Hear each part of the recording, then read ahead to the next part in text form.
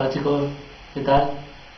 Pues hoy va a ser un vídeo corto porque tampoco hay mucho que contar y eso. Pero os voy a explicar qué hemos hecho hoy en el día. No ha sido muy intenso. He estado yo por la mañana solo porque como estaba pagando lo de la residencia y todo eso, he estado toda la mañana yo solo. Habrá llegado allí a la 1 o así. Y bueno, lo que he estado haciendo ha sido recoger en otro cuarto. Hacer lo mismo que ayer, pero en otro cuarto. Recoger, poner los tomos de las impresoras, los que estaban ya usados, poníamos en unas cajas ahí todo en la pared llena, todas cajas ahí apiladas, y luego las cajas de cartón y todo eso recogerlas y ya tirarlas. Allí eso casi lo he hecho yo todo. Cuando llegaba Orgonio ya quedaba poco por hacer, así que no hemos hecho mucho más. Y luego pues nada más, hemos estado allí en la oficina y decimos, pues vamos a hablar con Taruna a ver qué nos dice de hacer.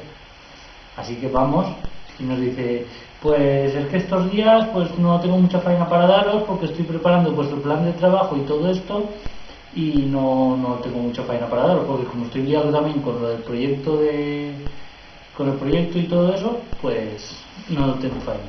Y nos ha dicho, pues, o sea que podéis venir hasta el viernes, os podéis quedar por ahí, venir el viernes. O sea que tenemos 2 días libres, claro que sí, eso es bueno. No sé qué haremos, lo pensaremos con Gorgonio a ver si vamos a dar un paseo por ahí o a conocer más ciudad o no sé. Lo pensaremos meditadamente.